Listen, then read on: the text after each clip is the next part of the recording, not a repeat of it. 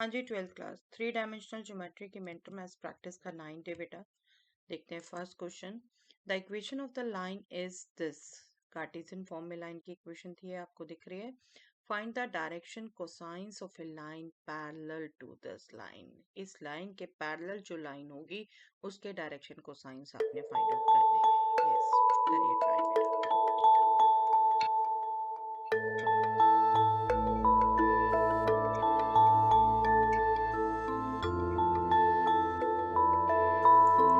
Direction cosines जो line इसके parallel है उसके सेम इस लाइन वाले होंगे। पैरेलल लाइंस के डायरेक्शन कोसाइन सेम होंगे और इसके आप डीआर्स पढ़ सकते हैं, लेकिन कब बेटे, जब आपने इसे स्टैंडर्ड फॉर्म में लिखा हो।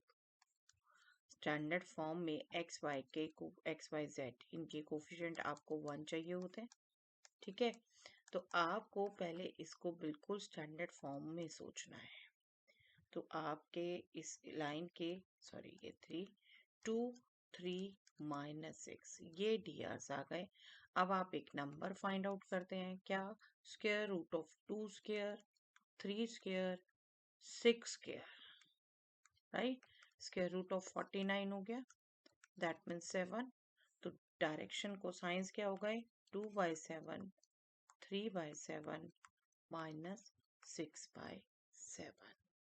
ओके, आई होप आप भी फाइंड आउट कर पाए हैं। चलिए next question. If the line this and this are coplanar then find the value of k. अगर ये दोनों लाइंस सेम प्लेन पर लाई कर रही हैं तो के की क्या वैल्यू होगी? यस, बताइए बेटा।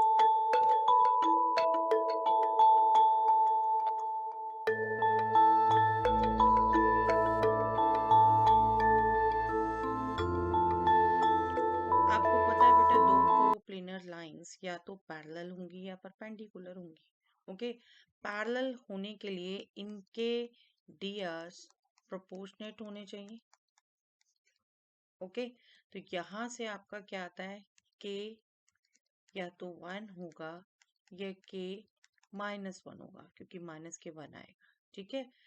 और परपेंडिकुलर के केस में क्या आएगा? इनके डीआर्स का प्रोडक्ट 0 होना चाहिए। के +1 माइनस के इज इक्वल टू 0, यहाँ 1 इज इक्वल टू 0 आ रहा है, जो पॉसिबल ही नहीं है। तो आपका आंसर सिंपली क्या रह गया? के आइदर 1 और -1। ओके, चलिए next question. O is the origin and P is a point at a distance of 3 units from the origin. If the direction ratios of OP are 1, -2, -2, then find the coordinates of the P.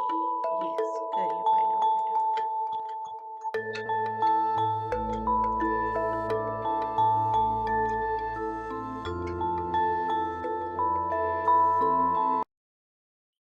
I hope बेटा आप भी calculate कर पाए हैं। ये खुद ही P के coordinates हैं, 1, -2, -2। कैसे? आपको ध्यान हो बेटा, देखो आपको दे रखा है ओपी के डीआर्स। ओपी के डीआर्स ये दे रखे हैं। आप अगर वेक्टर्स की टर्म में ध्यान रखो, डीआर से आप डीसीस निकालोगे। डीसीस से निकालने के लिए आप इसके square root 1 plus -2 square plus -2 square इससे डिवाइड करोगे, ठीक है। इससे डिवाइड किया, हमारे पास ये आ गया। अब डीसीस निकालने का क्या पर्पस? हमारे पास एक तरीके से ये यूनिट वेक्टर आ गया, ठीक है। अब हमें मैग्नीट्यूड पता है इसका 3 यूनिट्स, तो हम 3 से फिर इसे मल्टीप्लाई करेंगे ना, तब एक्चुअल आया ना आपका पी वेक्टर, तभी तो पी के कोऑर्डिनेट्स देख पाओगे। अब 3 से जब इसे मल्टीप्लाई करोगे फिर ये आ गया बेटा। ये अब आपका आ गया i -2j -2k OP vector. तो p के कोऑर्डिनेट क्या हो गए? क्योंकि फर्स्ट तो o है ओरिजिन, p के कोऑर्डिनेट क्या हो गए? 1 -2 -2। Okay, got it. सिंपल था फाइंड करना। चलिए next. Find the angle between the pair of lines this and this. Cartesian form में दिया है बेटा, और आपको पे एंगल का फॉर्मूला cos थीटा वेक्टर्स में पता है। इसमें कैसे यूज करेंगे, कोरिलेट करिए और कैलकुलेट करिए।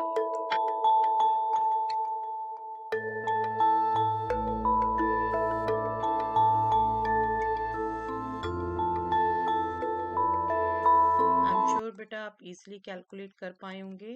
वेक्टर्स में हमने जो एंगल के लिए फॉर्मूला याद कर रखा है वही यूज करते हैं हम। और यहाँ आपको पता चल रहे हैं डी ए और बी के एक तरीके से कंपोनेंट 3 5 4 1 1 2, राइट। स्टैंडर्ड फॉर्म में लिखी हुई है लाइंस, आपको वो परेशानी नहीं है। अभी standard form x y z के कोफिशिएंट 1 स्टैंडर्ड फॉर्म में है। डी पढ़ लिया आपने पहली लाइन के, दूसरी लाइंस के। अब इस फॉर्मूले में बस आपने फिट करना है। cos theta will be 3 into 1, 5 into 1, 4 into 2, right? Divided by square root of 3 square plus 5 square plus 4 square, that means this, into square root of 1 1 2 square 4. Okay, तो ये आपका हो गया बेटा 16 divided by root 50, that means 5 root 2 divided by root 6, और root 6 पे आपका 16 root 2 into root 2 2 हो जाएगा, रूट 3 रह जाएगा। 2 8 8 by 5 root 3, that means theta is equal to cos inverse. ये आप एंगल हमेशा क्लियर कट बोलेंगे, कॉस थीटा के टर्म्स में नहीं बोल देंगे बेटे। इसको भी चाहे आप बिल्कुल रैशनलाइज कर सकते हैं, 8 root 3 divided by 50। Okay, angle is cos inverse 8 root 3 divided by 50. चलिए next question. Find the angle between the pair of lines given by. Yes, अब vector forms में line दे रखी है बेटा, करिए similar formula.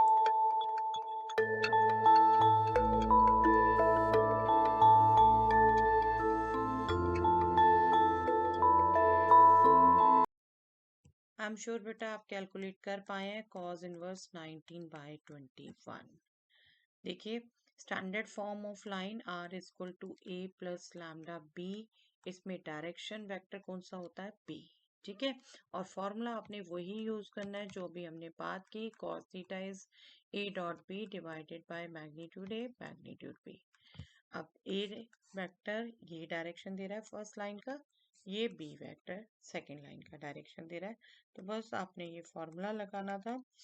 Corresponding elements multiply किए, 1 into 3, 2 into 2, 2 into 6, divided by square root of 1 square, 2 square, 2 square, that means 9, divided into square root of 3 square, 4 square, 6 square, that will be root 49, ठीक है।